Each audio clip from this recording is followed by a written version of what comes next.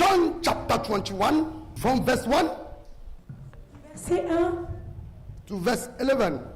au verset 11. Verset lopo wa iwo lopo. Jean chapitre 21, verset 1 au verset 11. Je lis au nom de Jésus. Après cela, Ils n'ont pas bien dit amen. Laisse. Edo ami kanja chodo. On dit je lis au nom de Jésus, tu dis pas amen. Vous ne savez pas que quand tu dis amen, là, tu scelles la prophétie dans ta vie. Atuna nua da mio abio doda ido pesatome. Jean chapitre 21, verset 1er au verset 11. Je lis au nom de Jésus. Après cela, Jésus se montra encore aux disciples sur les bords de la mer de Tibériade. Et voici de quelle manière il se montra. Simon-Pierre, Thomas appelé Didyme, Nathanaël de Cana en Galilée, les fils de Zébédée, et deux autres disciples de Jésus étaient ensemble. Simon-Pierre leur dit, je vais pêcher. Ils lui dirent, nous allons aussi avec toi. Ils sortirent et montèrent dans une barque, et cette nuit-là, ils ne prirent rien.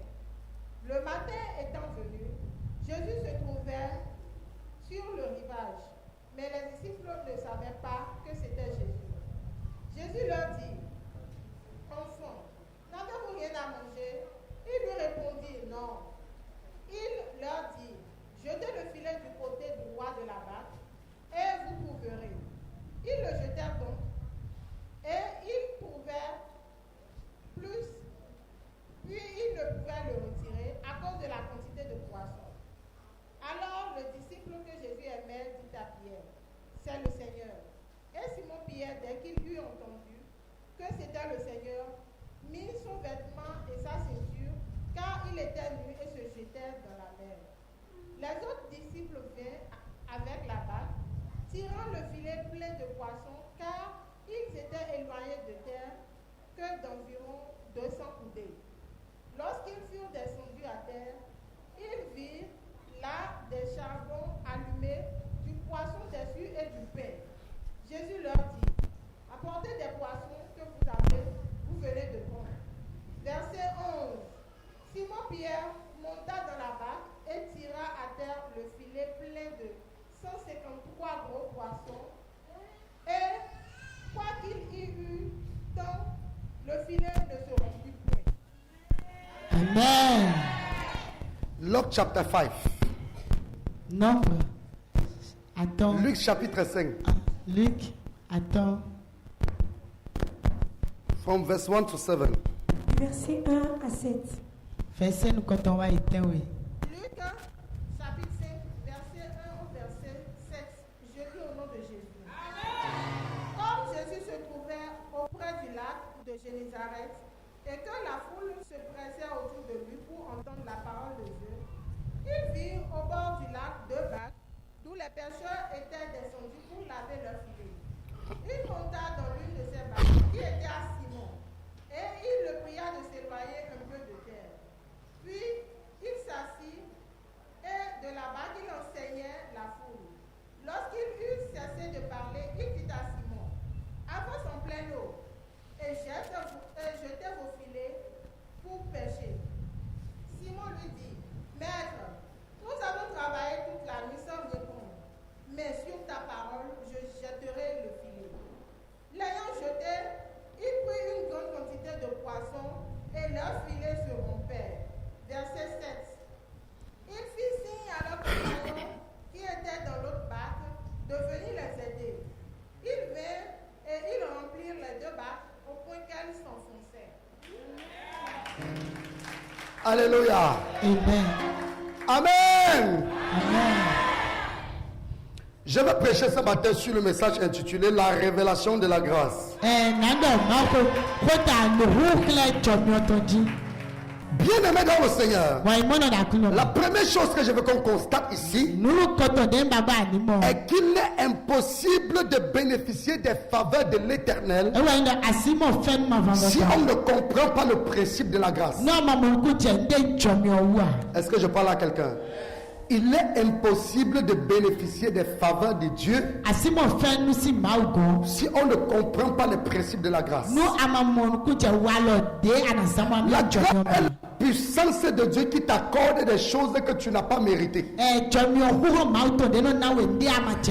grâce est la puissance de Dieu qui t'accorde des choses que tu ne mérites pas. Est-ce que je parle à quelqu'un? Et quelqu'un qui n'a pas mérité quelque chose ce matin, Dieu va lui accorder cela. Il y a des choses que tu ne peux jamais recevoir par tes propres efforts. Il y a des choses que tu ne posséderas jamais par tes propres efforts. Il n'y a que la grâce pour te permettre de recevoir certaines choses que ta force ne peut pas te donner. Il n'y a que la grâce qui te fait entrer là où ta capacité ne peut pas t'amener. Il n'y a que la grâce pour t'accorder ce qu'est ton diplôme. Tes parents et tes connaissances ne peuvent pas te donner. Et je vois quelqu'un ce matin qui ne mérite pas quelque chose, mais que Dieu va lui accorder cela. Est-ce que tu as la révélation de la grâce? Tu possèdes ce que les autres n'ont pas possédé. Est-ce que je parle à quelqu'un? Regarde ton voisin. Dis-lui, voisin, ce matin, tu possèdes ce que les autres n'ont pas possédé. Écoutez-moi attentivement. Dans les deux passages que nous avons lus, le premier passage qui est dans le livre de Luc chapitre 5, le miracle s'opère quand Jésus ne connaît pas encore les disciples. Est-ce que je parle à quelqu'un? Jésus ne connaissait pas encore Pierre, Jean, Jacques, il ne les connaissait pas. C'était au début de son ministère. C'était quel moment? Au début de son ministère. Quand pour dire que pour que la grâce te localise, tu n'as pas besoin de connaître celui qui porte la grâce. Est-ce que je parle à quelqu'un? La grâce va te localiser ce matin. La Bible dit que quand Jésus-Christ il s'est retrouvé au bord du lac de Tibériade, il y avait une grande foule qui le pressait. Jésus-Christ se sentait pressé par la foule. Il a vu des barques à côté. Il a dans la barque. Cette barque appartenait à Pierre. L'autre barque appartenait à Jean et à Jacques. Jésus ne les connaissait pas. Que Jésus faisait comment? Il ne les connaissait pas. Il ne les avait pas choisis. Il ne connaissait même pas qui était Pierre. Pierre ne connaissait pas qui était Jésus. Jean ne connaissait pas Pierre. Jean ne connaissait pas Jésus. Jacques ne connaissait pas Jésus. Il ne se connaissait pas. Mais Jésus, qui est le porteur de grâce, il est entré dans les barques. Il les a dit, avancez le bateau. Ils ont avancé la barque. Ils sont arrivés devant. La Bible précise que Pierre et ses compagnons avaient pêché toute la nuit sans attraper de poisson. La grâce de Dieu t'accorde toujours ce que tu n'as pas eu par tes propres forces. Est-ce que je parle à quelqu'un? La grâce de Dieu t'accorde ce que tu n'as pas eu par tes propres forces. Ils ont travaillé toute la nuit. Et un matin, un monsieur se pointe. Il dit, obéit. Il mène plus loin. Je veux dire à quelqu'un, tu vas sortir un matin après un désespoir, après un découragement. L'éternel va te faire rencontrer quelqu'un qui va échouer tes larmes.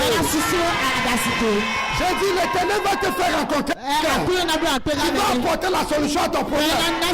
L'éternel va te faire rencontrer quelqu'un qui va te donner ce que tu as cherché toute la vie. L'éternel va te faire rencontrer quelqu'un qui va te donner ce que tu as cherché toute l'année. Écoutez-moi bien. L'ange est qu'est-ce qui s'est passé toute la nuit? Quelqu'un peut me dire cela? Qu'est-ce qui s'est passé toute la nuit? Ils ont péché toute la nuit. Je ne sais pas ce que tu cherches depuis le début de l'année et que tu n'as pas eu. Aujourd'hui, c'est le jour de la grâce. Je dis aujourd'hui, c'est le jour de ta grâce. Quand Jésus est entré dans la barque, plus loin. Il a dit quoi? Parce que là vous vous trouvez bénéficier de la grâce. Ce matin, je te déplace de ta position pour amener. Déplace de ta position pour t'amener vers ta destinée. Il dit allez plus profond, là où il y a la profondeur. J'amène quelqu'un dans la profondeur de sa grâce. Et ils sont allés en profondeur. Il a dit jetez vos filets. Ils ont jeté les filets et ils ont tiré une très grande quantité de poissons. Ce que tu n'as pas eu depuis des années. Quand tu es monté sur l'autel, la bénédiction va déborder. Ta bénédiction va déborder. Ta bénédiction va déborder. Ta bénédiction va déborder. Ta bénédiction va déborder. Assoyez-vous. Ça, c'est la première dimension de la grâce. C'est-à-dire la grâce qui entre dans ton bateau. Je vois la grâce entrer dans le bateau de quelqu'un ce matin. La grâce entre dans ton bateau et t'amène en profondeur. T'amène en profondeur. Elle te permet d'aller toucher ta bénédiction. Ça, c'était au début du ministère. Jésus ne connaissait pas Pierre. Il ne connaissait pas Jean. Il ne connaissait pas Jacques. Est-ce que je parle à quelqu'un? Est-ce que je parle à quelqu'un? En ce moment, il y avait les 3 disciples. Jacques qui ne connaissait pas Jésus. Jésus est entré dans leur barque. Il les a amenés en profondeur. Et ils ont ramassé les bénédictions. Ce qu'ils ont cherché toute la nuit, en une fraction de seconde, ils ont trouvé. Ce que tu as cherché depuis des années, je prophétise. En une fraction de seconde, ce matin tu reçois ça. Ce matin tu reçois ça. Ils ont jeté le filet. Oh, que quelqu'un dit je jette mon filet ce matin. Je jette mon filet ce matin. Je jette mon filet. Ça c'est la première dimension de grâce. Ça c'est la première dimension. Cette dimension de grâce qui consiste en réalité à être dans le même bateau que toi. C'est ce qui va se passer. Et cette première dimension de grâce, tu n'as pas besoin de connaître le maître. Tu n'as pas besoin de connaître le porteur de grâce. Et tu n'as même pas besoin d'avoir de lien avec lui. Jésus n'avait aucun lien avec les disciples à ce moment, avec Pierre et Pierre à ce moment-là. Mais la grâce l'a localisé. Est-ce que je parle à quelqu'un? Ça c'était au début. Et c'est après le miracle que Pierre s'est jeté à ses pieds. Jésus les a choisis maintenant comme ses disciples. Est-ce que je parle à quelqu'un? Donc c'est quand la grâce les a localisés après que Jésus les a choisis. Ça c'est dans le livre de Luc chapitre 5. Maintenant, dans le livre de Jean 21 que nous avons lu, le même miracle se produit, mais de façon différente. À cet endroit-là, où on dit que les disciples étaient au milieu de la mer, ils étaient en train de pêcher, ils avaient pêché toute la nuit. Jésus s'est retrouvé sur le rive de la mer et il a regardé. Il a dit les enfants, vous avez faim? Vous n'avez pas pêché de poisson? Ils ont dit à Jésus, nous avons pêché toute la nuit. Nous avons pêché toute la nuit. On n'a rien attrapé. Je vais vous expliquer quelque chose. Ce jour, 7 disciples. Il y avait combien? Il y avait combien? Il y avait combien? Il y avait 7 disciples. Est-ce que je parle à quelqu'un? Ils étaient 7. Donc, parmi les 12, 5 autres disciples étaient en train de se padrouiller quelque part. Et je rappelle que le miracle s'est produit après la résurrection de Jésus. Le miracle s'est produit après quoi? Le miracle s'est passé en fait au Jésus. Pas. Mais le miracle se produit après la résurrection. Ça dit quand Jésus veut déjà monter en haut. Et le miracle se produit de façon différente. Quand on dit à quelqu'un que les grâces c'est de dimension en dimension. La deuxième dimension de grâce est plus élevée que la première. Dans la première dimension, là où il y a eu le premier miracle, la Bible dit que Jésus est entré dans leur bateau. Jésus est parti avec un peu plus loin avant de pêcher le poisson. C'est Jean. Ce n'est pas dans le bateau. Tu ne trouveras rien. Il faut qu'il soit dans ton bateau. Tu trouves quelque chose. Quand Jésus revient de la résurrection, quand il revient de la victoire de la croix, sur la mort, il devient une autre personne. Il devient une autre dimension. Et cette fois-ci, Jésus n'a pas besoin d'entrer dans la barque. Miracle s'opère. Jésus n'a pas besoin. Jésus est resté au bord de la mer. Jésus n'est pas entré dans le bateau. Jésus n'est pas entré dans le bateau. Une seule parole importe la distance. Il ne sait pas avec le mer. La parole va te localiser. Écoutez-moi bien. Jésus est resté à distance. Il a dit, ils étaient très loin. La Bible dit qu'ils étaient à 20 coudées. Ils étaient à 20 coudées. Ils étaient à 20 coudées.